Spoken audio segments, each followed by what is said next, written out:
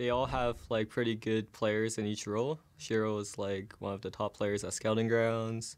Wiggly, I always had a lot of respect for him. Golden Glue chokes a lot on stage, so I'm hoping for that to happen. And Zeyzal is actually like one of the best supports I've seen.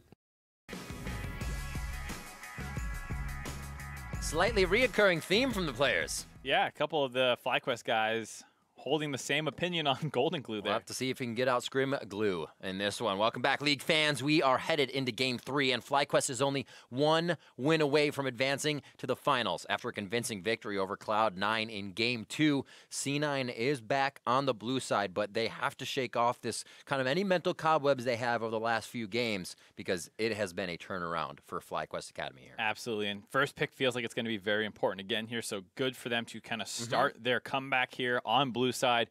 The Swain looked good in Game 1 if they can get their hands on that a second time, and if not, the Caitlyn as well looks pretty influential in the series. Aery last game popped off Aery on getting it. Scary. Big Doing time. Pretty crazy things on that. He's feeling good. You also just heard the team saying, hey, yeah, Zeyzal's also one of the best, and that's the guy who is behind him, keeping him safe. So, or I'm sorry, he's on Cloud9. So he'll be up against Zeyzal, if my brain works correctly, in this one. And that may be able to shut him down this time. The bot lane hasn't been too aggressive. They had the Caitlyn and whatnot, a game for themselves, but weren't really utilizing it too much. No, and I think the draft strategy for FlyQuest looked pretty good there. C9 wanted to break up the Caitlyn Braum lane, and as a result, kind of left up the Caitlyn Morgana lane, which is very strong into it. So maybe giving Zeyzal a little bit longer of a counter pick could be important. I mean, support position is one right now that's not super influential because you end up in a lot of tank versus tank matchups. But if you pick early, then you do open yourself up for that counter pick. So that was clearly a strategy there by Aery and JJ. We talked a lot about Aery, but I think JJ as well did a great job of keeping him safe. A lot of really nice black shields over the course of that game. One of the people that they did actually try out for the main roster, if you think back. So that just shows how highly they regard him. He definitely has the ability to kind of make those critical plays that a lot of teams will say, like, this player has critical thinking. You see that guy being in that position quite a bit, making the right choice. Kog'Maw Ornn to start things off as Golden Glue gets his Galio back on the bench. I'm not going to get a chance to play that one. Here we'll see if there's any divergence in the bans because Xayah has been hitting it pretty often on the red side. And Swain will actually take its position this time around. Yeah, that's interesting because it's been an Olaf. Have been an Olaf, so there's going to be a couple different power picks up here by FlyQuest. Similar to their strategy last time around on red side where there were a lot of champs left up. C9 might want to ban one of them to stop themselves from giving up a double power pick. Instead, just going to get rid of the Sejuani. Actually, feeling like teams are prioritizing that over the Skarner and maybe even the Olaf if it's left up. There it is. Olaf Wiggly. You going to be shaking your axes? You locked in, shaking the axe. He'll be on that Olaf. As he get him something to promote that. Maybe Golden Glue goes to the Orianna. That's not something we've seen him on too much lately, but he does have a pretty good Orianna. He just wants to see what FlyQuest has first, and they get picks 1 or 2 and 3 here, I should say. And this is what we're talking about with having Skarner and Olaf up. The Olaf is already taken, so maybe they just don't want to do it, but we'll give the Caitlyn over. So now they can potentially get 2 power picks. Looking like Shrimp wants another crack at that Kha'Zix, which did phenomenal in Game 1. 18 seconds. They have a lot of time to sit, discuss what's going on, and they do put that power pick back in. So as Olaf will be running to the back line, Shrimp will also be finding your back line. And C9 locking the Jhin. Decent matchup into that Caitlyn. No surprise. Caitlyn still will have a bit of a pushing advantage, but quick picks. Also the Tahm Kench again here for Zeyzal. Had some struggles, I would say, in the first game, not able to keep everyone alive as needed, but was under a lot of pressure to be in 2 places at once. Yeah, absolutely. A little communication with Keith, and they will be right as rain this time around. Support for Aery, and it will be the Braum. JJ locks that down. Now we have our second ban phase. A lot of top lane focus last time. Will it be mid this time?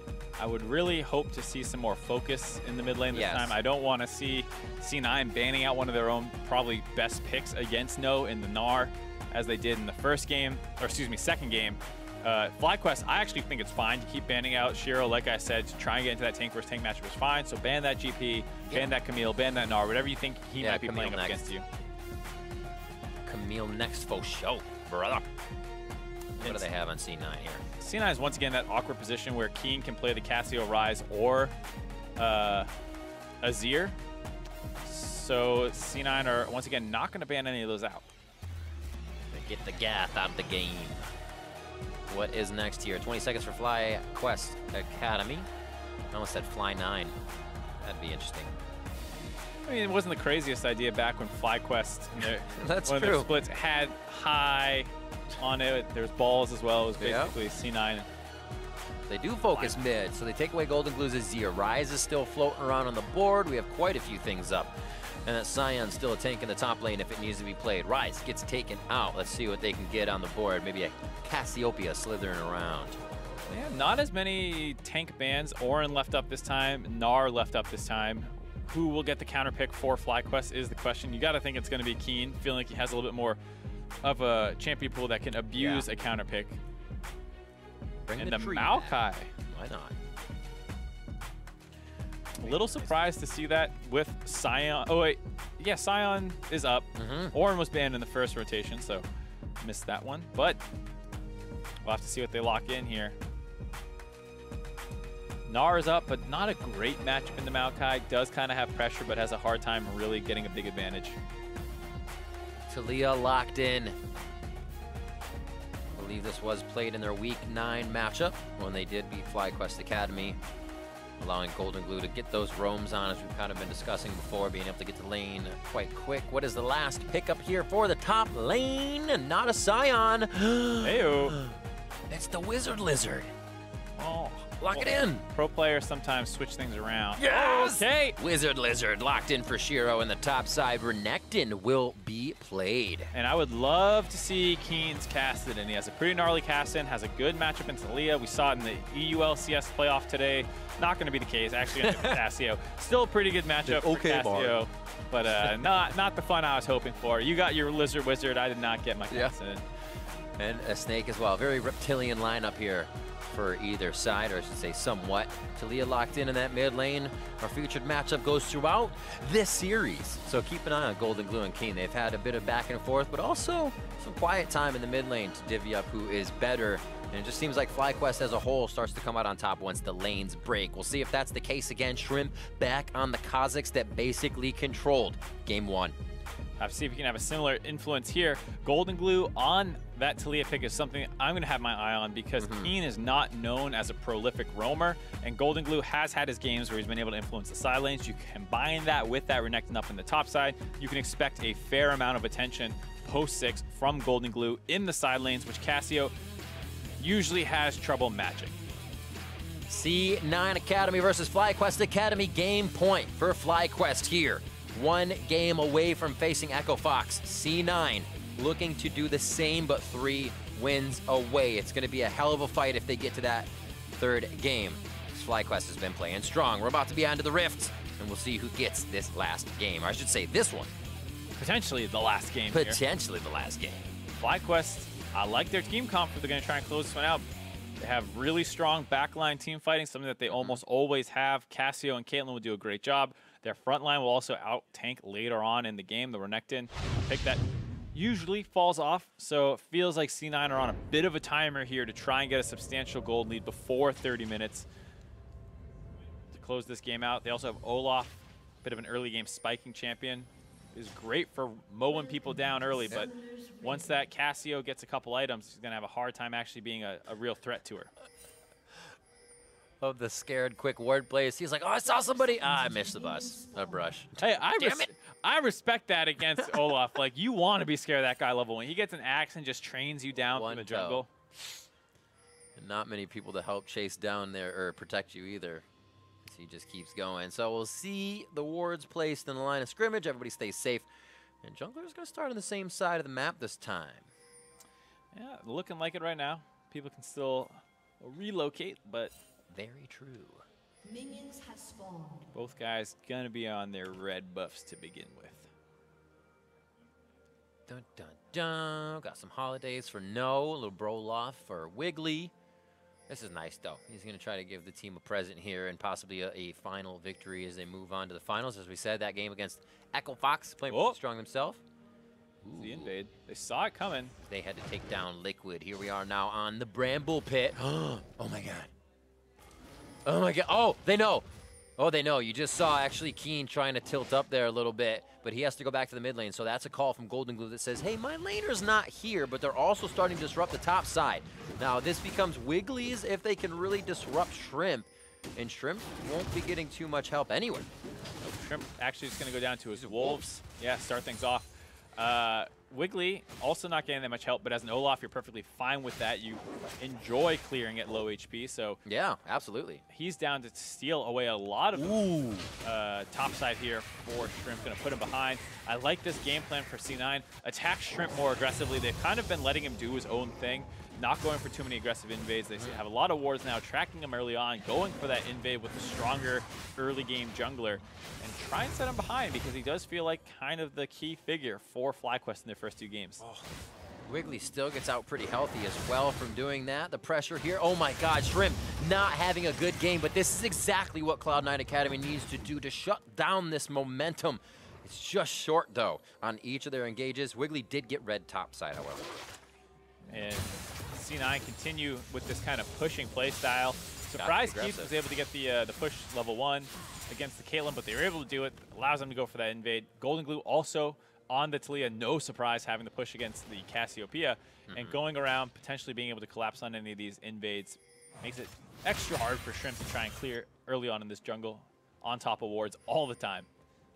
Very nice Scryer's Bloom ward catches Shrimp as he recoups a bit of health, making sure he has no danger from the Scuttle Crab. And a first Infernal Drake as well. We've seen FlyQuest very, very up and up on getting those first objectives, so we may see Shrimp go back after that first clear. Still has Krugs. He may bring attention to top side, but he may just come back down bottom. Yeah, we saw 3 Infernal Drakes in a row to kick these games off. Yeah. FlyQuest has to be happy with that. Hey guys, we have some of the best Drake control in the league. Let's get a lot of Infernal Drakes early. Actually, forget going to Drake. I don't know what I was saying. I forgot Shrimp got knocked out of his jungle. He only pieced together as well Talisman and the Machete because he didn't get red. He's down on gold. The Scuttle was just a little bit that usually helps you get an item in boots.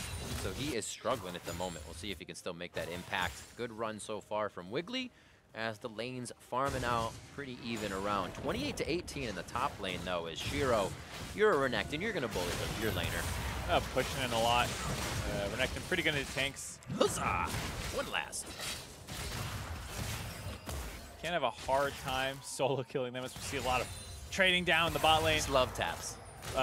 Shiro's gone with that pressure into the topside jungle a handful of times to drop a lot of wards onto Shrimp. And so, you know, No is doing his best to stay even, but falling a little bit behind in CS. Press the attack, Renekton. That's so annoying. You know he's already going to be in your face, and he just keeps going. Slice, dice, make sure his Rage or Fury is above half. You get a nice heal on Kulva Meek if you get multiple things in it, especially champions. You get that double heal. So nice. Good fight here for the mid lane. Pulls Wiggly back in. He says, I know he's there. I just saw him leave. We'll go toe-to-toe. I like it. Everybody's kind of challenging each other, chancing the bit of damage here in the early game. Good eat up, playing it safe. Again, Wiggly in the face of Shrimp. 35, or 30 to 25, I should say. Shrimp's back for the Krugs area, put him up to about that 25 area, so he is running around looking for resources right now. Luckily, his bot side is starting to respawn here. Yeah. And get some much needed gold back, but like I said, I really like this game plan by C9, changing things up, going a lot more for just jungle invades, makes that Taliyah pick look even better, making sure that Keen can't collapse to protect his jungler, freeing Wiggly up, as well as a winning topside matchup. That entire top jungle basically belongs to C9. A very strong strategy here early on, and No has to respect the potential dive from coming in. And it seems like kind of a clear win condition they went over during these breaks here. It's just we need to do one thing. We can't always keep pressure on X. You can do that in the top lane with Renekton and Olaf in the jungle to get the early game fights. Who's going to be able to kind of fight against that? And you can already see the presence top lane pushed off by Cloud9 Academy's duo. Yeah, really nice play there. You saw Shrimp wanting to mirror that. Maybe if he was able to be even, yeah, he could do it, but really hard to fight Olaf in Renekton, even between two turrets. So No lost his flash, had to TP back here. And this is what you want to see. You don't want to see Shiro in these tank versus tank matchups. Give him something where he's able to pressure a little bit more. That is his play style, and he's been getting knocked off of it earlier on. This time around, you see a very strong early game. Only a 500 gold lead thus far, but it's one of those things that should explode into something soon if C9 is able to keep playing like this. A dive up to the top side with Taliyah hitting 6 in a row. Taking first turret as it's starting to get low. Maybe grabbing that Infernal or something. They have a lot of options to really blow this lead up from all the pressure that they have had. Shrimp saying, why are all these wards in my jungle so damn early? Gets to clean up his first red buff, or does he? Here comes Wiggly around the corner. A ward already placed in Shrimp again. Actually, Predator's off of his red buff to get to safety. Kind of surprising, given that... Oh, that was his... I'm sorry, he has electrocute. That was on his head. Yeah. I got you covered. But still pretty surprising, considering No was in the jungle of C9 Academy hitting a vision cone, so kind of ships in the night as, once again, like we said, Shrimp gets pushed off his buff. Something that C9 have been doing well all series long. We talked about the blue buff invades last time. With the more pressure focus around the top side, it's resulting in red buff contest, but a very similar strategy all around. Do you get blues at least? Yeah, Keen will be happier about that. Seems like they'll allow them to get some blues this time. Last game, a very good control over Cloud9, for Cloud9 Academy over FlyQuest Blues. Didn't seem to be the win condition that worked because they got basically all of them, and FlyQuest still found a way under Cloud9's skin. Here, it's attacking Shrimp over and over again. Forget that side buff. We'll do the one that affects him because we have Shiro pushing top. Like you said as well, Shiro, basically his wards are going deep in that jungle to make sure they keep vision. And I like the fact that it transitions a lot more of this focus up to the top side. We talked about how much there had been around the bot lane with all these Caitlyn picks going on, but this is a relatively evenly matched lane. FlyQuest, though, the typical, early Infernal Dragon, they got the timings right yet again as Golden Glue had backed off from the mid lane. Especially with the Cassiopeia. It feels so nice and so easy. Pops that down, Deadly Flourish just wide. I could say late. That's an Infernal Drake to FlyQuest here. Drake after Drake this game. What a percentage they have on objective control so far. And this time it's not even for a trade. Usually that was a top lane kill in the past few games. Or Rift Herald. Much more control here over the first portion. But they do lose the top, so there's a bit of the trade following through. Yeah, I don't think they knew where Wiggly was, so No was just kind of over-respecting where he could be. I shouldn't say over-respecting, just regular respecting where he could be. Turns out Wiggly was on the bot side collecting his jungle to continue to grow that lead. Now he's going to see him down there and think, oh, maybe I could have stayed under that turret because Renekton is not going to kill me from full. And Shiro here going for a little bit more aggressive of a build path as Wiggly looks for Shrimp. Going for the Tiamat first. Oh, now he's going the Black Cleaver. I was going to say Black Cleaver first is usually what you see against the tank, so I was a little surprised to not see that coming, but just wanted the auto attack reset and extra wave clear. Instant clear. Really building towards the strategy and then building for the game, or for the play style. Nice hits by JJ. Flash forward to get the slow on Airy. Also getting over that wall. Good damage. Can't shove him back. Yes, they can. The last shove gets it as Golden Glue holds his abilities perfectly. They spit JJ out into the death spot. A double kill for Golden Glue, and those are the roams we were looking for in previous games. And converting their top side pressure. They had TP advantage after No came back at level 5 or whatever that was. So instead of going for that bot lane play and potentially abusing that, they go for the TP, potentially down the bot lane. That was enough to scare them off there. It looked like No had actually canceled Shiro out, but Golden Glue still had the roam advantage as that Taliyah. And this is what we're talking about. Keen sometimes has struggle as a player matching roams. Cassio has troubles as a actual champion matching roams. And here, Airy and JJ just too far out of position as this big collapse comes in. Oof. Right over the wall. You think Airy's safe? Shove back. Yeah, Renekton actually just cancels that one out, but they had already had plenty of CC to finish off those bot lanes. Zeyzal gets a little low, but no way for Shrimp to get in there. And here we see, like I said, eventually there's going to be a big back-breaking play for C9. There it is, a 4K gold lead now, 10 minutes into the game. And how do they adjust to it as well? Can FlyQuest get there with adjustment before it gets to their base? We'll have to find out. Could be a long game. They do have that first Infernal, but Cloud9 finally activating the early game on their terms. Previous games we saw FlyQuest 3, 4 bottom, 5 bottom, one after the other. And now C9 is going to get that Rift Herald. See if they can open up the map a little bit more. They've stopped getting the vision in for Wiggly here and lost track of Shrimp, so that may give him a way back in. But now they have to worry about what lane's going down next with this Herald. Yeah, I mean, Keith's going to move around the map. Golden Glue can move around the map. They have a lot of pick-off tools as well. If anyone gets caught too far forward, Wiggly can go for that chase down, and then the Rift Herald can come in to secure any objective. So C9 here in a very good position. It could be a bot lane dive, mid lane hit here. Kind of hard to dive a Braum. You have a Cassiopeia mid lane though, can't really rotate too fast. That turret bot lane's almost down. Cloud9 actually has quite a bit on their plate they can start to move FlyQuest around with. And that Rift Herald could be the start of it. Already, Shiro was just saying, don't even come up here anymore. I'm good.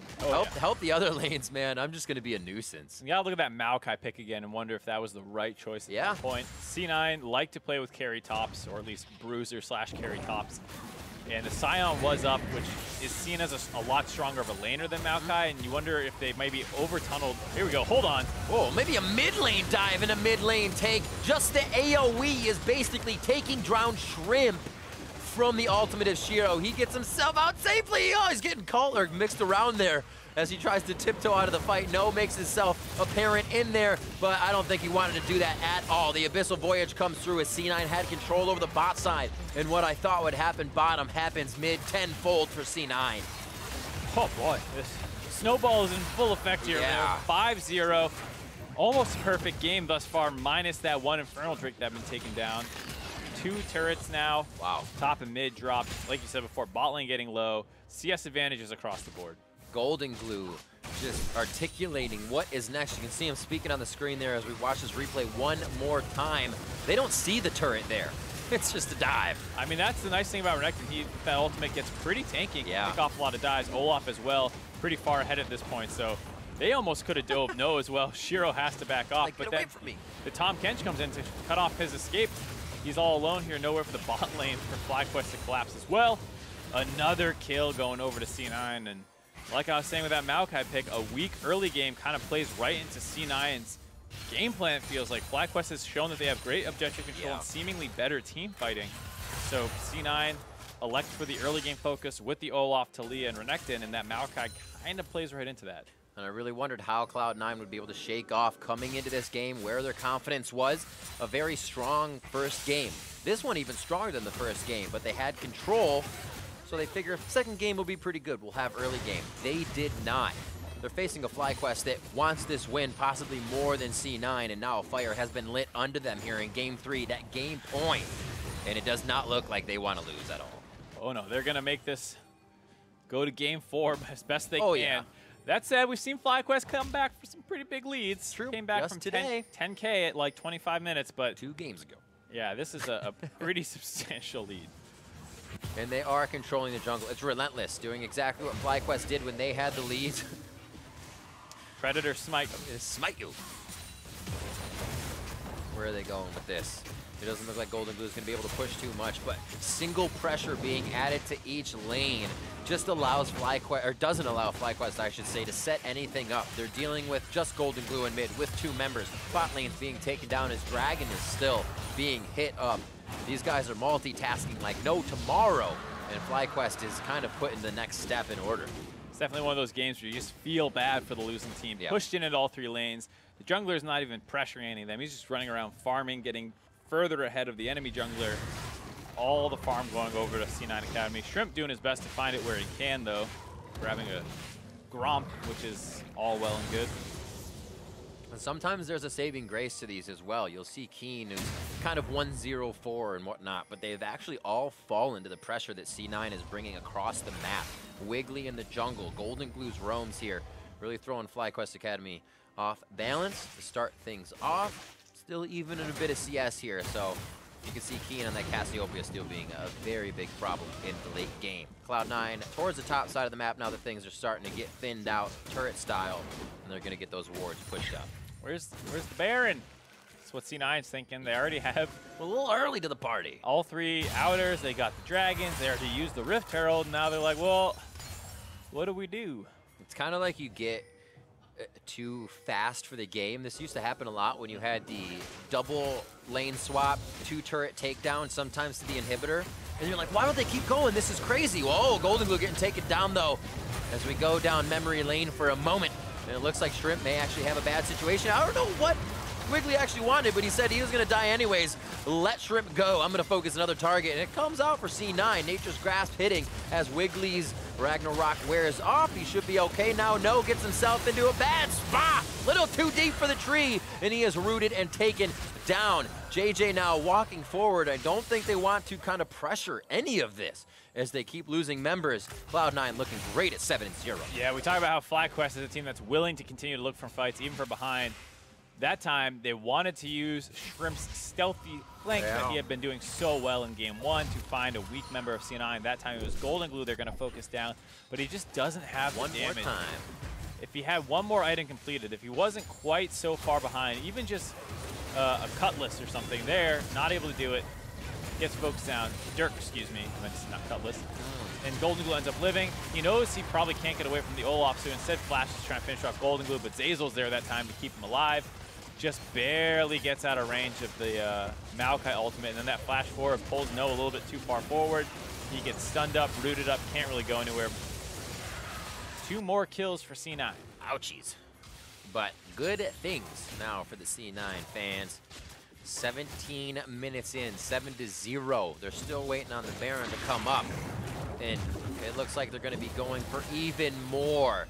No, just a short way away from his turret could be enough of that distance. Flashes, everything in defense for the members that need to have those offensive capabilities, and No goes down after.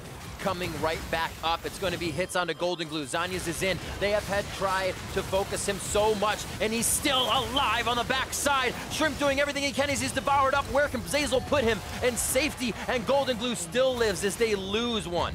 On the backside for FlyQuest there, a good hit coming in from Wiggly, and now Cloud9 tacks on a few more kills as Shrimp cannot make it to safety. Hell of a good fight here from C9, and they are just finding every priority target they need. Oh yeah, they used a nice Tahm Kench ultimate to start that one off. No does his best just to survive, but he's going to go down. The rest of FlyQuest gets caught in a rotation to try and help their top laner out. Going to be those 4 kills going into their favor, as well as getting the top 2 inner turrets as well. That gold lead over 10K now. This is FlyQuest's chance, man. This is where they make the comeback, they make the stand. Yeah. Here's this fight 20 minutes down 12K. Absolutely, Riv. Got him right where they want him. No, uses the flash there, trying to get out. Dodges on a lot of the CC, but still slowed too much so Zeyzal can devour him back. And then Airy and JJ kind of get caught out in rotation there. They think they're going to get Golden Glue as Keen moves in, but not quite able to do it. Keen tries to time the ultimate to CC Golden Glue, but looked like he was a little bit early there, so he gets chased down. Airy gets finished off. This Renekton has no one who's scary to him at all, so he gets to run around like a madman and just finish people off. Goes to the flash. You're not going anywhere. Yeah. Those nice mechanics. Using the auto attack reset from the Tiamat to break out of the W animation. Good stuff. Complete control for Cloud9. 405 Wiggly, 405 Golden Glue. Scrimgod making himself apparent here in this game. Cloud9, they took a few, but they said still very much in our favor. We know how to do this. Let's play our game, and it seems like that's happening very much here. They make their way towards top side. No. Oh, I thought that was actually Shiro, or not Shiro. I thought that was No that was the one down the lane again. A little deja vu, just flip the map around. They get this second tier turret, just way too scary to be defended at this point. Anything outside the base is Cloud9's, and it might just account for everything inside the base for FlyQuest too. Yeah, you see them trying to put up a defense here. They use a couple ults. Golden Glue cuts off the team of FlyQuest, and No uses his ult to try and zone them away, but works out much better for C9 as they almost finished off this turret. Next minion wave coming in. No, one of the tankiest, but one of the first to go down in a lot of these fights with a few steps too far forward, and that may mean he's still just under his turret. Cloud9 taking advantage of a few kills, but FlyQuest does get the retribution kill back onto Zeyzal. That's a lot of defense that C9 uses to get in and out of these fights and coordinate around, so they respect that and start to back off, but they're only going to come back harder. And Shiro got a little low there, did not want to stick around. The turret in the bot lane does survive, but it's on very low HP. You got to think he's just going to move down there again, Yeah. continue pressuring. Doesn't have TP if somehow FlyQuest pressures Baron, but they're so weak, they're probably going to have a hard time. You see both teams wanting to pull the trigger on this. Good wall. Good wall. Nice Maokai also trying to dissuade them as well. Keith just autoing this turret down. They don't have a minion wave, so Zeyzal's Wiggly start getting chunked out, and then when the minion waves arrive, both teams pick this fight. Zeyzal just gets CC'd up onto the turret, not the tankiest member on the team, gets finished off. Shiro doing some nice aggro tanking on that. Builds that up into a Titanic for himself. He'll start blasting down these fights, doing a little bit more damage. What is around the board here? Righteous Glory is kind of trying to piece together items to a Black Cleaver and a Titanic. So you can kind of see the discrepancy in the lane of how that went in the top side. And now Shiro almost can't be stopped as well. Golden Glue can be a force with the team, and Shiro can just, again, have fun in the side lane. Yeah, absolutely. Baron now on the map. Eventually C9 will be able to get it.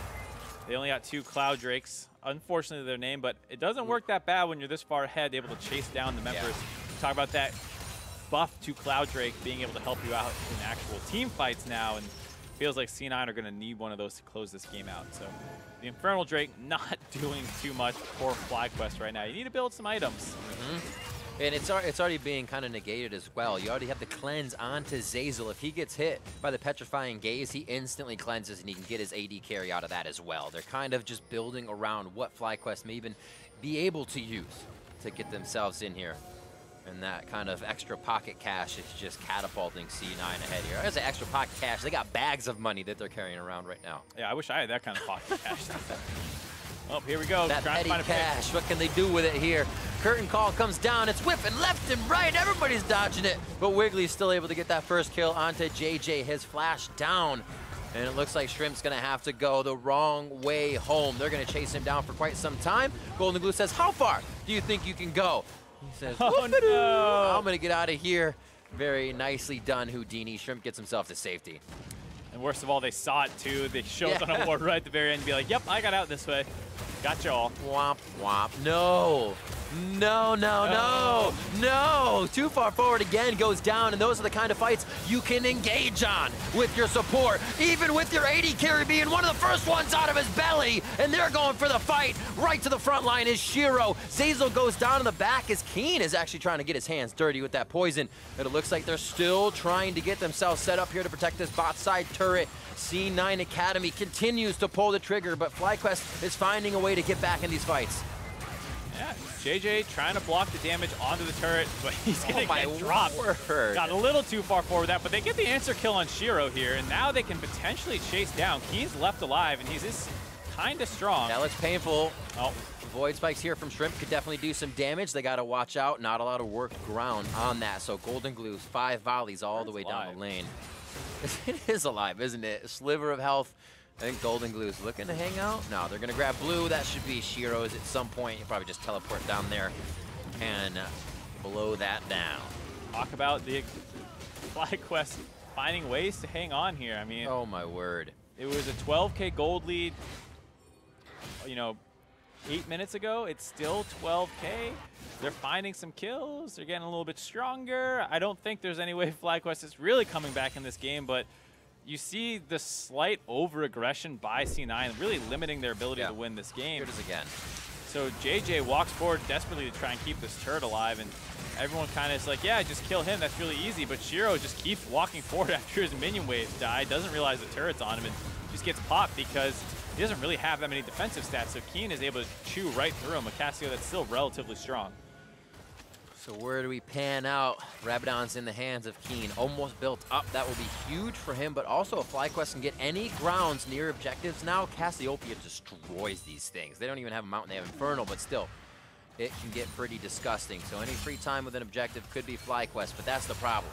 They have 0 free time. C9 has them scheduled for fights in every lane, just about coming up here, and they have to attend these meetings.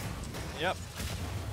Gonna be able to get out there for Shrimp. And, you know, FlyQuest backline is actually in an okay spot. I think you would want Airy to have a little bit more damage there, and Keen needs to hit his power spike of his death cap, but he's relatively close, and if they can hold on for just a little bit longer, maybe they can start actually threatening some of these situations because they have a lot better backline and a lot better front line. And it's actually interesting builds here. Not the worst thing in the world, but now having Xurkitree on Caitlyn hurts that passive headshot bring up. Going for the Tabis, saying, I am dying instantly. So much Hi, AP. JJ. Oh. I thought he was going to keep walking Yeah, forward there. yes. From what Noah and JJ have been doing, that seemed very plausible at that point. Keen, Saracen Brace is already down. That means he doesn't have the follow-up shield to come through. But they turn around. Wiggly going to be poisoned down to death. And he does fall. A quick ignite coming through from JJ. Zeyzal gets hit. The poison drops him as well as the fangs get sunk in by Keen. And here it goes again. Cloud9 Academy losing their footing at a 10,000 gold lead. I gotta tip my cap to Shrimp again. He is just so annoying on this Kha'Zix. It's crazy. You saw Zeyzal trying to port him and himself and Wiggly onto FlyQuest Academy's backline, and Shrimp just bumps into them and knocks them out of that teleport so they don't go anywhere. And then it kind of leaves Shiro and some of the other members alone. Watch this. One more. So Shrimp is just stealthing around. They have no idea he's coming. Wars they have too. And right as these guys are about to go in, boom, knocked out of it. That's they don't ridiculous. go. Golden Glue's left alone. They're trying to finish Keen off, but there's no extra damage here. And so Keen, his Seraph keeps him alive. Now Wiggly takes a really bad path and gets burned down by all the dots going on. Shiro does find the kill onto the Caitlyn because no one's helping protect him. But hey, they have two strong backline members. So Keen's able to find the other kill onto Zeyzal. Golden Glue got low. 2 more kills. The gold lead shrinking now from 12K, getting closer to 10. I want to say I wonder if we saw Wiggly kind of realize that that didn't go off because he ulted the moment he got out of Zeyzal's stomach. And he had to run a good, I don't know, let's say 10 yards. Yeah. 10 Teemos before he got into that fight. So, ooh, you can just see how on the edge of the seat they are to get these abilities to use whatever they can. Shrimp takes down the Infernal as this fight starts now. Everybody just used quite a bit in the last fight as JJ quite low. The third lick could have taken him in, but they are able to drop down Shiro first. That's a lot of the front end damage that the back line is trying to deny. And there's the Fangs. Are you kidding me? FlyQuest starts to turn the game, and it's a huge shot from Golden Glue. The fight now evens out once again. And the kills coming through for Key. These fights on a nice edge with any play that can come through when you're least expecting it. Potentially saving the game there Seriously. for Golden Glue, being able to find the kill onto Keen. JJ did his damnedest as the support to keep him alive. Ends up just giving the double kill over. How are they even finding these? I mean, you got to look at that Infernal Dragon. The fact that FlyQuest understands the importance of this objective, and they do a good job stopping, you know, C9 from picking that fight while they were actually doing it. Now the objective's down, they have it, and it's just a straight 5v5 with a stronger tank front line. Great turn. Keen is also unfocused this entire fight, hitting multiple members at different times, burns down people low. He gets a little overconfident, thinking he can continue to go. A late ult also by Wiggly, at that point was already going to die, and then Keen goes too far forward with that kind of aggression that is helping him out. But I'd rather see Keen keep playing aggressive than get deterred just because he went down one time there. We talked about those important item power spikes coming in. Keen did get his death cap prior to that fight. Yeah. Max stacks on Rod of Ages, has his Ceres. He's an extremely strong Cassiopeia right now, and Ares slowly working his way into relevance again this game. We know he has an amazing Caitlyn when he gets his items. Yeah. Having a tougher time this game, but the 0, 5, and 4 Maokai outliving the Renekton in a lot of these fights. What do you expect from the tank? He's got a good bit of bark on him there, and he's kind of survived the lane. Props to know as we saw Wiggly between those turrets. We saw multiple people between those top turrets between tier 1 and 2 for FlyQuest. And he was able to kind of weather that storm. You know, dying 5 times did happen, but that kind of relieved the pressure on the other side of the map. Allowed Keen to do a little bit of work here. And now they can start to tack on what that work was. It's looking grim, and the gold is still 12,000, but somehow they are able to fight back but not contest this. Yep, you see them starting that Baron off. Blue Trinket down to spot it at half HP. They're doing it pretty quickly here. Do they contest it while it goes down? They are looking for Shrimp. 3,700 HP. We got level 14 smites coming in on both sides. Over the wall! They steal the Baron! Can they get the resulting fight? That's going to be Zeyzal down already. Oh my god! They are going to start taking down the members of Cloud9, at least pushing them down into their own base. Mid's been routed. It's FlyQuest. They have Baron 30 minutes in. They also have 0 turrets for FlyQuest, so with that Baron buff and the one fight, they're going to start catapulting themselves back into this game. They were down 12K a couple minutes ago. It's down to 8, and it's going to keep dropping from here.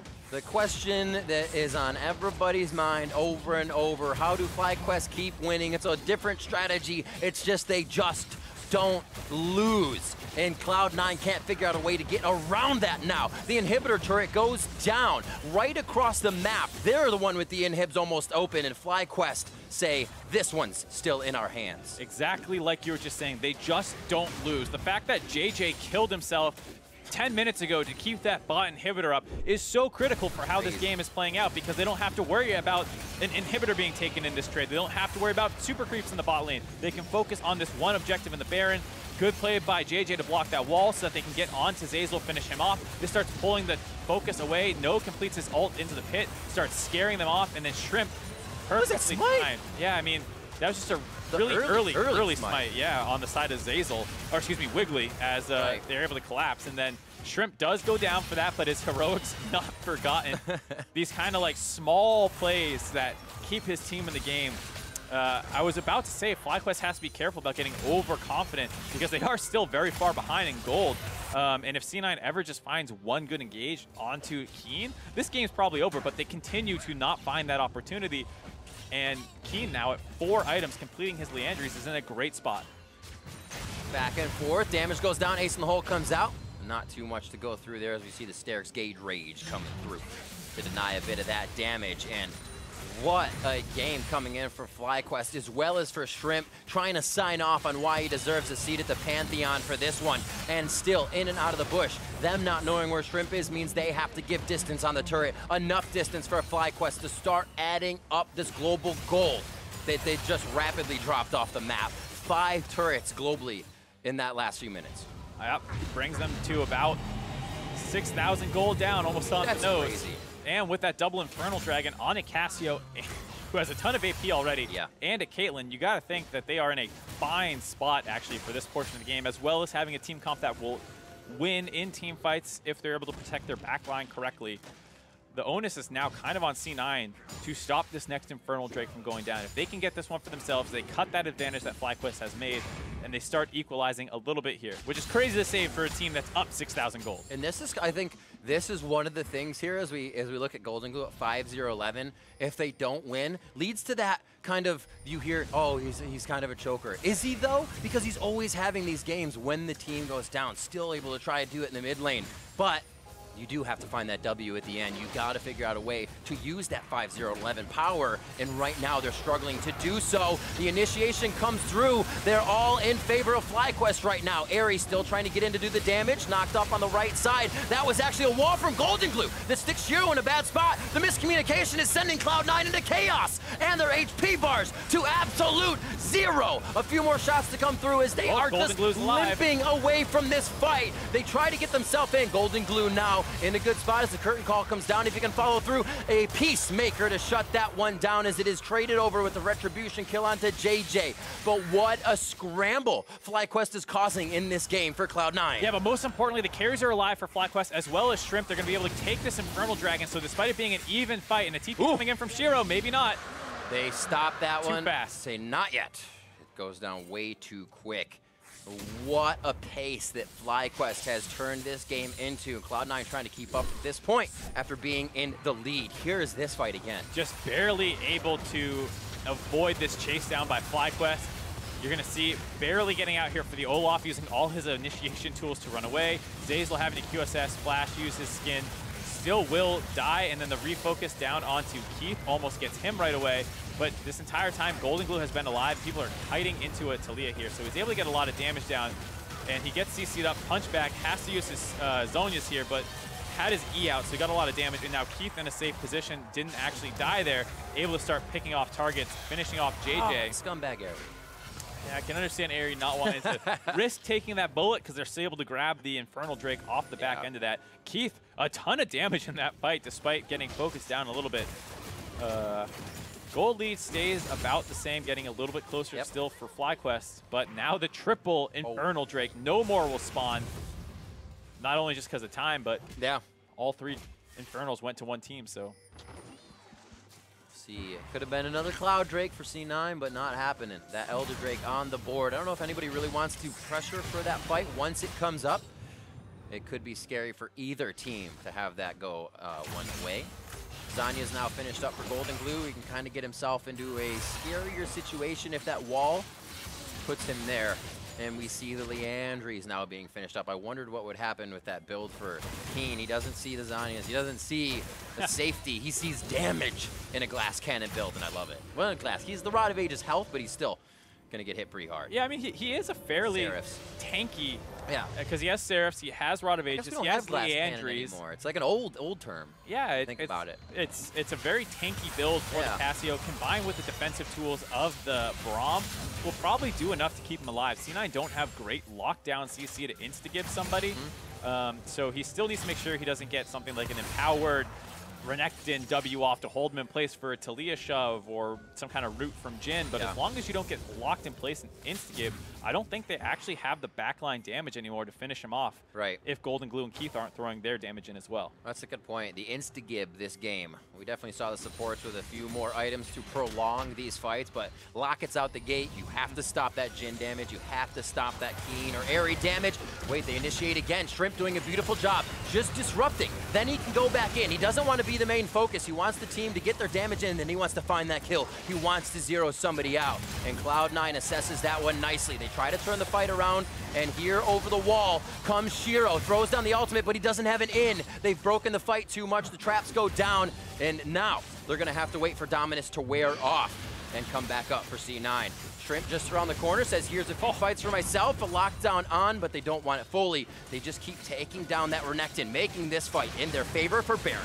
And you see just how much damage Shrimp does now, even to Shiro, from being behind so long ago, and the Baron just melts to Cassio and Caitlyn. Disgusting.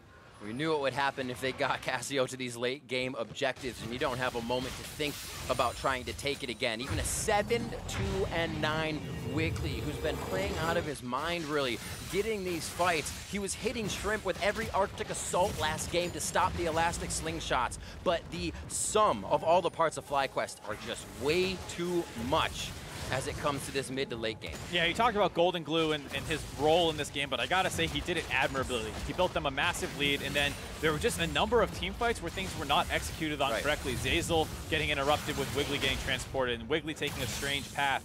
A couple other situations, such as the early smite by Wiggly, and you look at who has kind of cost them some of these situations in the game. I think you can point to multiple members of C9 Academy, but for the most part, Golden Glue has done his job. And there he gets the GA.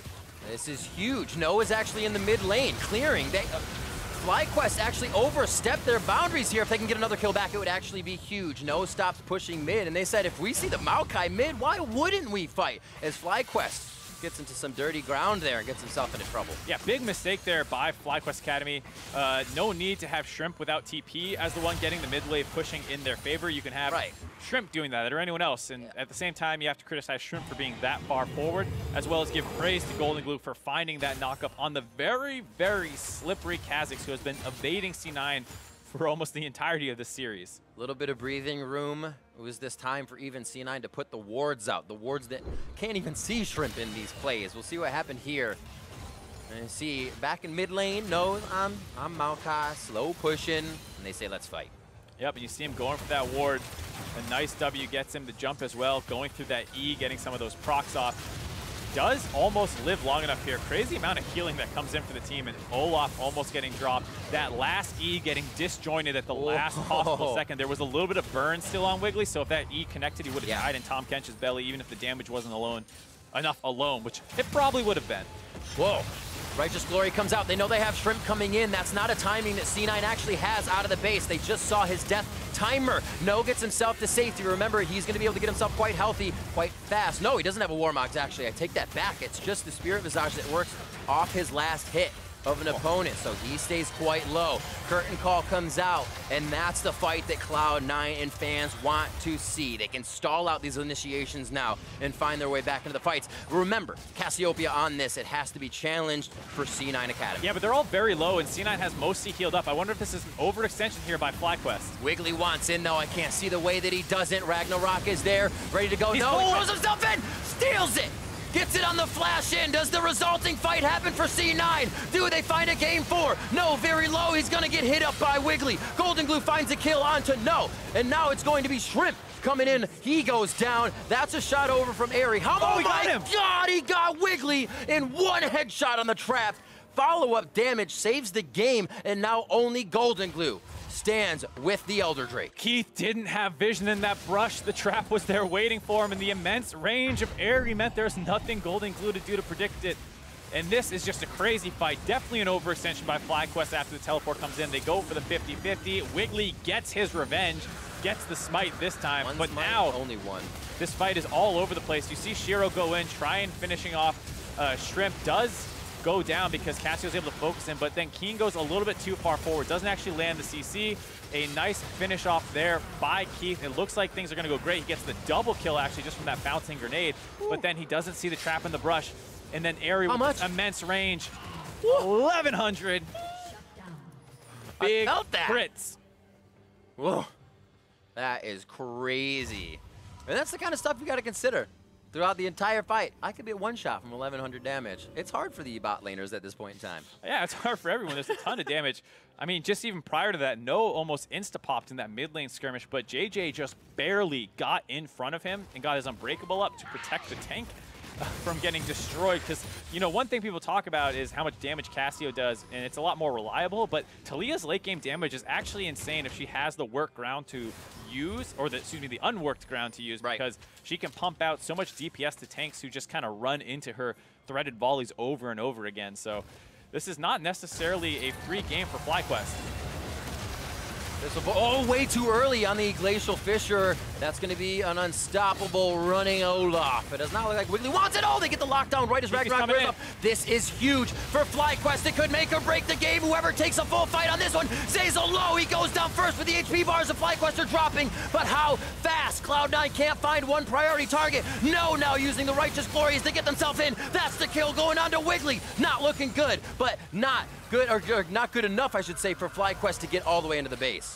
This is what I'm talking about. It's hard for these tanks here. You see both dead on the side of FlyQuest. They were trying to provide some extra chase down after they got the first kill onto Zeyzal, but then the threaded volleys and the Jhin damage came through.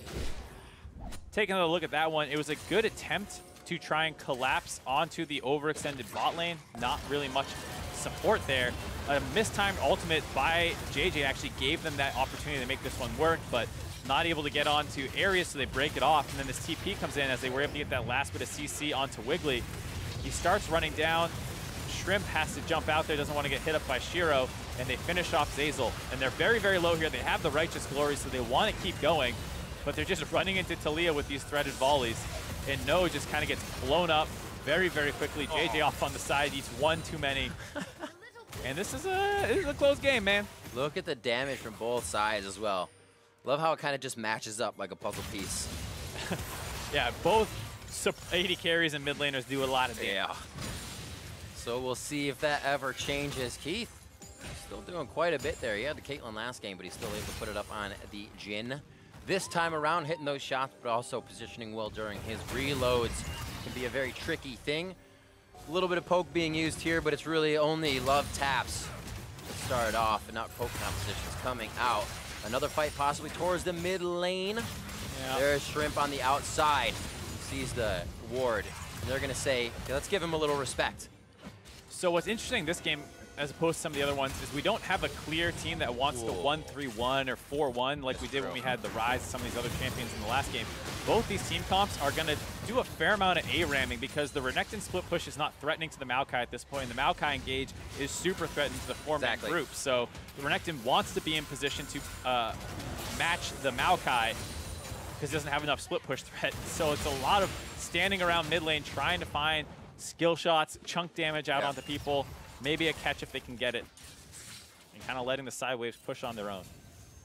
Kind of like this Maokai pick coming in. I mean, it could have been really another tank, right? The Sion was still up, but I kind of like this pick in the sense that you can follow this guy up. You don't have to worry about too much. He didn't do too bad in the top lane, and now he can just kind of be whatever, be this tank. No, doesn't have to worry about too much. Yeah, I mean, it was a disastrous early game for the Maokai, exactly. so maybe you can criticize it there, but if FlyQuest is confident in their ability to get to late game, which they have done over and over again, it's hard to criticize a pick like the Maokai, who becomes such a fantastic frontliner. In a lot of ways, Science still has extra tankiness compared to the Maokai, but Maokai trades it out for an extreme amount of reliability in his CC. Great blocks there. This is what they want. Cloud9 Academy saying we have the advantage of the game. He hasn't even spit him out yet. It looks like he's actually on a solo mission. Zeyzal goes down. Shiro's going to be in and out. Shrimp coming over from the side, uses the ultimate. He could go over on Golden Glue. That's going to be very close. That's the resurrection, though. He's just buying time for the team. He knew that was going to happen as they walk onto the ground to try to get that zoning control over onto from Golden Glue here. This bot is being wave. pressured in. C9 Academy's been kind of working that 6th man in the bot lane with their wave. That's got to be cleaned up by Shrimp, but how much damage can they do in the mid lane on the inhib? Going to be able to take this one down for free. That bot wave is being answered by Shrimp, who had recalled with that Baron buff to finish that off.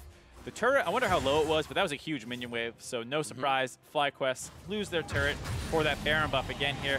We have Elder coming up in 2 minutes. And just really over-aggressive by C9. You feel like they're getting a little desperate at this point. They see him going through a choke. They want to collapse, but the entirety of FlyQuest is still there, minus Shrimp. He's going to be able to get there just fine. So Zeyzal goes in alone. He gets chunked out. But then here's this chase down pattern again that we've seen multiple times where FlyQuest just don't quite find their way onto the actual important backline members of C9. And so Golden Glue is able to kite them out and do a ton of damage with Keith to stop the aggression and trade 1-for-1. Well, I guess not 1-for-1. They only got the Guardian Angel. Whoop. Got him. Is that a 4,000 damage headshot crit? That must be tripping. I didn't see that right? Someone tell me I didn't see that right. The bing, bang, boom. See, they are set up and ready. 1 minute on Elder Drake, and now this requires a little preparation beforehand. You got to get the dominoes in place so they fall in your favor. Just don't knock any down early. Everything's got to be standing when the time comes. 28-18. Playing from a deficit the entire time of 12,000 gold. Now only 2,000 gold. FlyQuest look to march down the bot side. Baron minions are there, but still respecting the engage of C9. They've had this Maokai. Usually you have a composition of a Cassiopeia saying we kite, we disengage, and then re-engage, but having No on the front line, able to do quite a bit of damage. Nature's Grass goes out. They're able to take the uncontested turret, just a bit of their top bit of HP. Shockwave goes down. That's a hit onto Keith, but nothing in from Shrimp. He wants to stay safe on the side. He says, I want to see Cloud9 engage, so they have a focus before I hit the back line. I like Shrimp not going in there. There was an opportunity if he found Keith off the end of that Braum ult. Maybe he could have won the game for his team instantly, but they're already winning the game. You don't need to take that risk. Take the bot and hit for free. Back out here. Elder Dragon coming up. Whoa. Wiggly. Say, boys. Gotta watch out. Really careful here, though, because C9 has 2 Elemental Dragons, and they have the first Elder Dragon. So if they get the second one, they get the massive bonus burn. I love this split from Shrimp. If it happened quicker for C9, they would have come in and had their back line right in his eyes. Now they have to fight for it. That little strategy didn't work out right away. Golden Glue on the back. Keith is with him. Eyes on Henry and Shrimp. 3,100. Wiggly had to flash over to get himself. It's going to be Shrimps. That's 3 Infernals and an Elder. And that is Cloud9 starting to drop. Shiro to the top side. Fly is there. They have minions pressuring the bot side, which could result in a very big fight. The flash from Zeyzal to get away from the Winter's Bite. And it looks like the team will follow. They're going to let the minions do the work and follow up later. Shrimp very close. He's going to see 2. Play the stop the back game as he gets the hit in, and he gets all 3 members. Hops out of that one, and that is possibly going to be the Nexus turrets going down in favor of FlyQuest Academy. What an amazing game. The stops from Shrimp coming through. The Nexus turrets are falling. This has been an absurd series. Is it a sweep for FlyQuest Academy? Nobody thought it would happen. The Nexus down below half, and FlyQuest Academy are taking on Echo Fox. FlyQuest won up their Game 1 comeback here in Game 3 to sweep the series. Huge performance after falling down 12K gold around the 20-minute mark, Riv. And C9 is stunned. I am stunned. What perseverance there were obviously mistakes on one side. People will say to this one, yeah, FlyQuest was able to get win because C9 made so many mistakes. But you have to play well from 12K behind, and that's what they did at their base. They did get pushed in, but they knew what kind of defense they could put up at the base. Absolutely. There were so many minor things that FlyQuest did right over the course of that game to allow themselves the opportunity to come back, only capable because of their extremely strong mental fortitude. We talk about JJ killing himself in front of the bot inhibitor turret and how that denies Renekton from being able to potentially take an inhib on his own, and Maokai able to stall out in the bot lane then until they no longer have to worry about Renekton split push. Shrimp interrupting that Zeyzal ultimate to allow them to kill Wiggly, who then went a little too far forward. A lot of small things that, like I said, only went right because they still had their head in the game. Absolutely crazy stuff here. FlyQuest playing very strong, Cloud9 as well, finding the early game leads, finding the picks that they seemingly wanted in picks and bans, but weren't able to finalize any of those kills. And let's be honest, this is not the way you want to win games. You don't want to go 12K down. That is tough. But they know now that they can play from that situation pretty well. I think it's one of those things that you can look at and be very proud of, and you want to make some adjustments most likely heading into next week for the finals for FlyQuest here. But this is something that you generally don't see out of academy level teams, this level of playing from behind and able to clinch out games where it looks like you are dead to rights.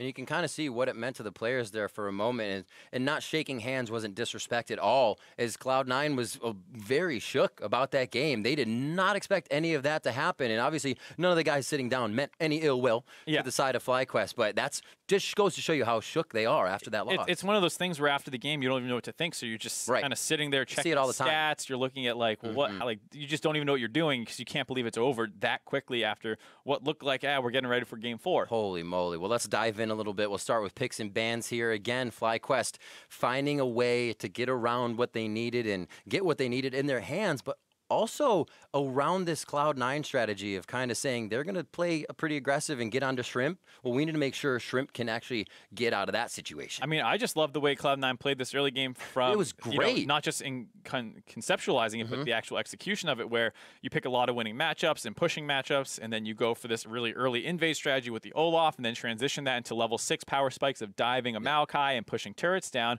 and everything is going great, all according to plan. So, I mean, this draft looked great. I think one of the things you could probably criticize a little bit is maybe that Maokai blind pick because it did set them so far behind. But then you saw the value of it later on, and FlyQuest is clearly a team that plays for late game. Absolutely. So let's dive right in. Cloud9 taking an early lead, and it's kind of just a reel here. C9 early was able to do a lot of what FlyQuest did, and it's like, let's pile people on. Why not? Let's get that advantage. Yep, they got their advantage in the top side already, able to have this TP threaten to come in. Actually doesn't even need it, as the roam alone was enough to take these kills in the bot lane. This is 2 kills that they get for themselves. This actually isn't when they get the bot turret. They already took the top turret.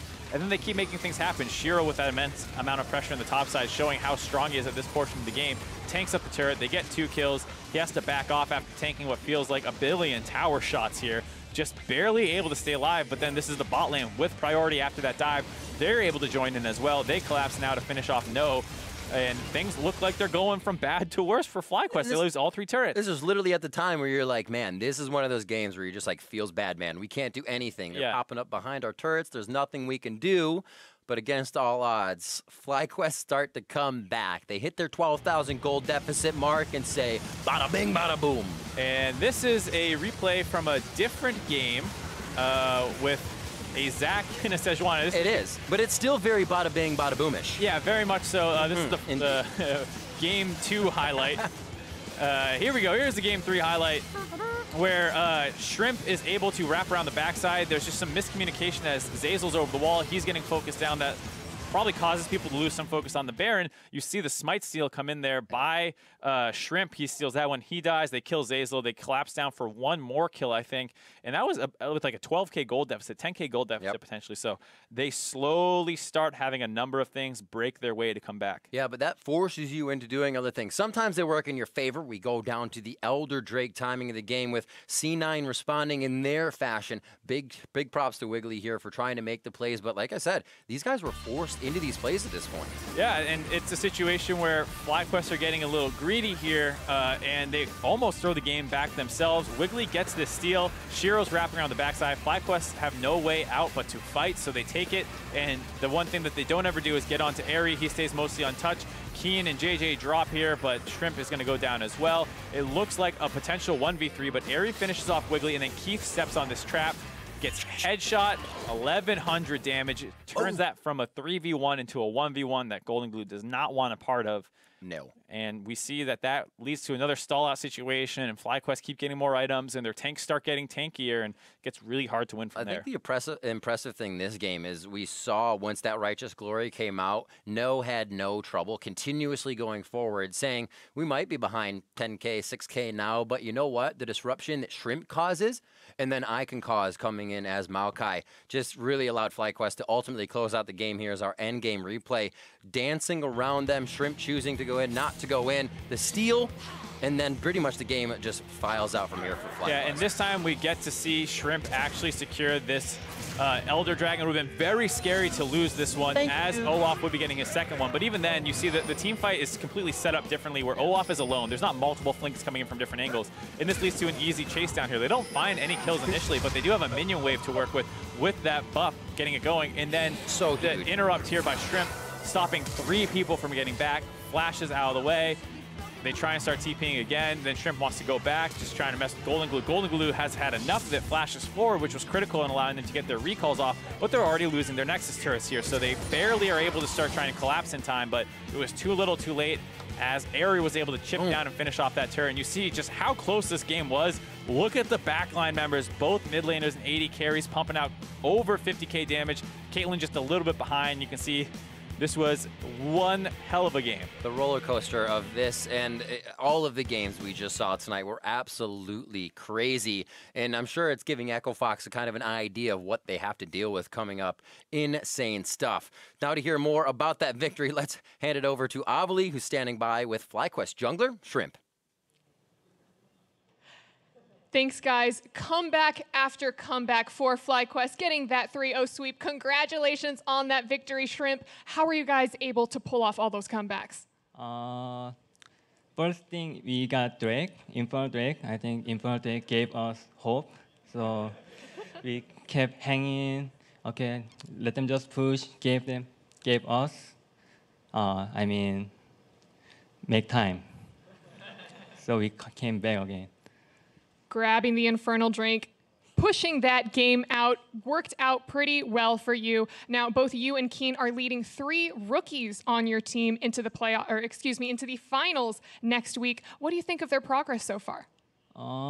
At first, my top laner, he doesn't know how to use Ignite and TP. So also, my Keen mid laner, he always watching his crypto, even we practice, even always watching his crypto. Crypto? Yeah.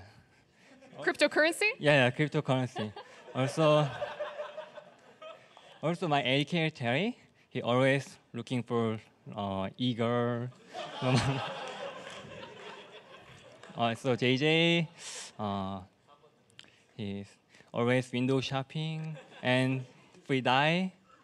So at first, but now we fixed all. Now we good.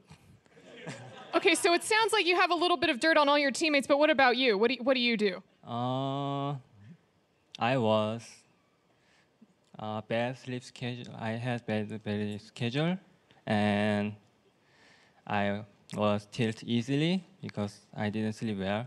So, okay, I have to change my sleep schedule. So I try to do that. Also now, I never tilt. Tilt-proof by sleeping. Take notes, ladies and gentlemen. Well, Shrimp, you go against Odd Orange and Echo Fox next week. What are your thoughts on them? I told him 1 week ago, hey, Orange, I want you to win against TLA, and I want to win against C9, so we can meet finals. So I'm really excited against him, and we're gonna win anyway. Amazing. We are all anticipating that matchup. Congratulations again on your victory. And for more on the game, let's go back to the casters. Absolutely amazing, and we learned quite a bit about FlyQuest Academy. Yeah, I love how all their problems were out of game. It's like this guy's looking at e-girls, this guy's window shopping all the time. He's got some crypto up when we're trying to scrim, trying to do some day trading. It's like, man. Get rid of all those problems and actually play League of Legends. We're pretty good. That is funny. Well, thank you very much, Avli, as well as Shrimp. A fantastic game from him all around. Really just putting the pressure on. So our Academy players put in a lot of great performances today, but we want to highlight one player who dominated the Rift in order to earn Player of the Series, Serial. And today that person was Shrimp. He locked it down. Absolutely crazy play. We just got to hear from him and kind of how he righted his own gameplay and what that did for the team here. And showed a lot of different styles doing it too. Game 1 and Game 3 on that Kha'Zix, being able to find the back line to scare the carries away from the front line. And then in the Zac game, Monster engages, always finding different people to kidnap back to his team. Sometimes it was the tank, sometimes it was the carries. And then that third game as well, not just with the engages and kills less so this time, but more on the objective control again. The fact that FlyQuest always has more dragons than their opponents, and it always feels like they get the right ones too. They got all the Infernals that game and were able to come back. And we'll now see, not a Shellfish jungler. We see him, Kha'Zix, Zac, and Kha'Zix really putting a lot of pressure forward for the team. And I think one of the most impressive things that Echo Fox would have to look out for is that these guys initiate without care. There's kind of a relentless initiation that they have. Absolutely, and it feels especially scary when it's coming from a team who's from behind, where they're 3K down, they're probably going to let us like walk up and siege this turret, and it's like, no, if you dare come on our side of the map, we're pulling the trigger. And they did every time. But to hear more about that victory, let's hand it over to Avli, who's standing by with FlyQuest support. JJ.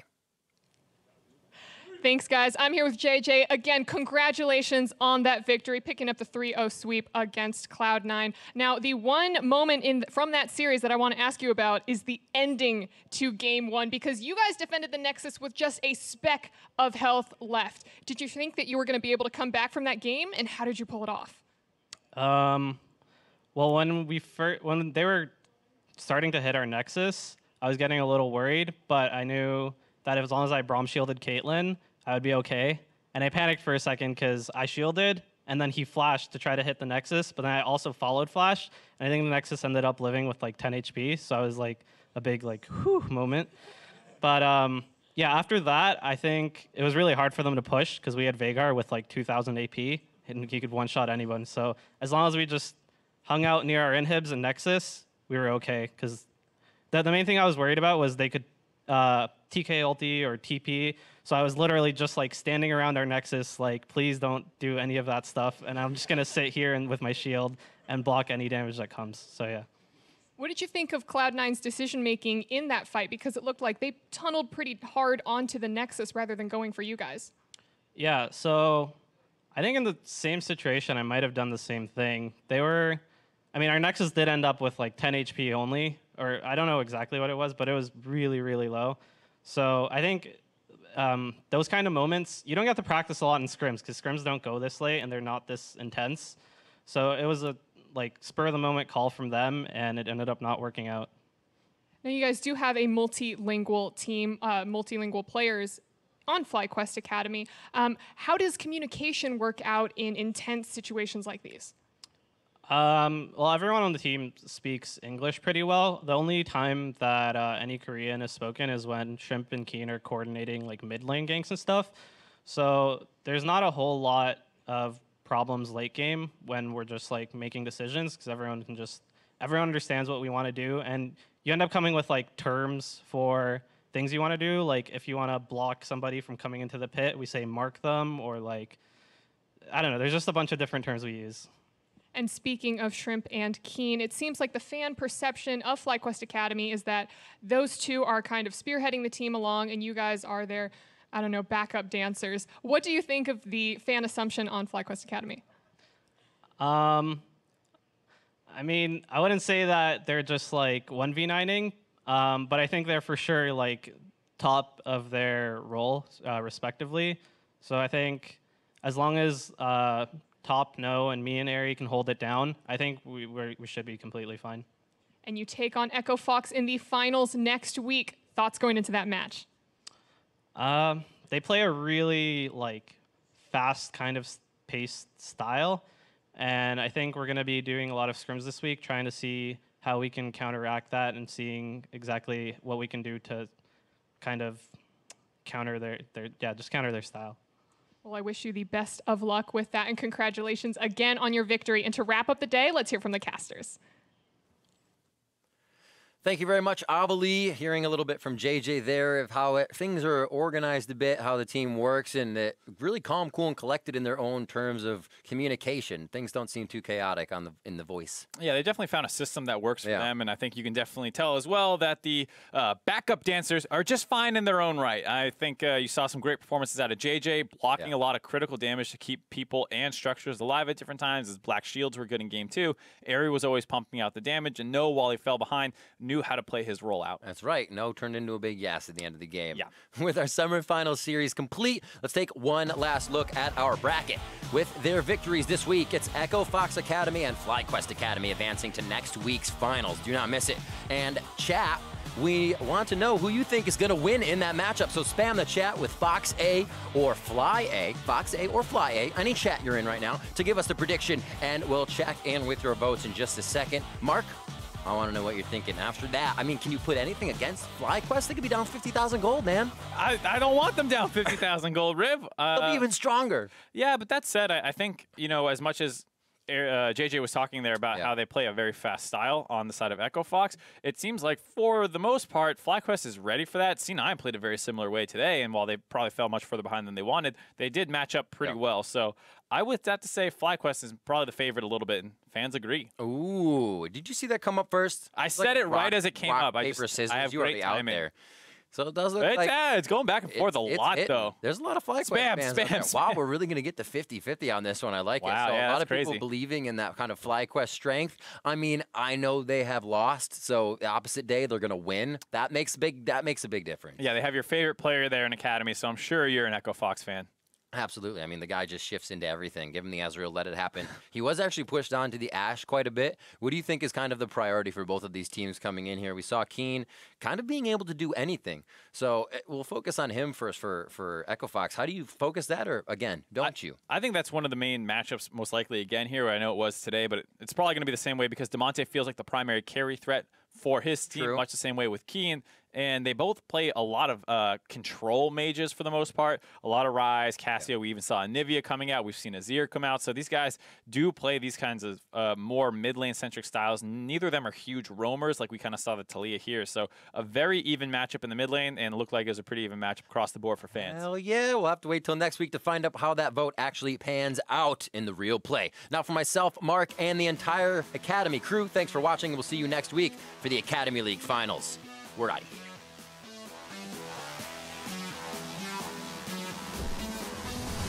Call the Forge God up. Whoa, Shiro not expecting the damage or shrimp. You can pull it. I hate you. I'm going behind. Go. We win. Denies a bit of that. Oh, the explosion from Golden Glue's ultimate. Zeyzal can't get in for the Devour. Kenny. Oh, hit confirm on the ult like we said, but it doesn't matter. He goes down immediately. A triple kill possibly if Wiggly goes down. They're going to get the hits. Oh my God, they stop it and save the game. An ace with Kane in the last kill. If you win the first game, you smash your keyboard so we can't play another, and we instantly win. Okay, so we smash our keyboard if we win. That's how it works. Yep. Because then the series stops at 1-0. Party Portal comes through right on top of Cloud9 Academy. Keith has all the time in the world to fire for the back line and starts finding the damage. You can fight. I'm TPing. I can catch. He's grounded. Kill. We got TK for free. Watch your left. I got it. Look on this side. Coming. Go mid. No, very low. He's going to get hit up by Wiggly. Golden Glue finds a kill onto No. And now it's going to be Shrimp coming in. He goes down. That's a shot over from Ari. Oh my God, he got Wiggly. This has been an absurd series. Is it a sweep for FlyQuest Academy? Nobody thought it would happen. The Nexus down below half, and FlyQuest Academy are taking on Echo Fox.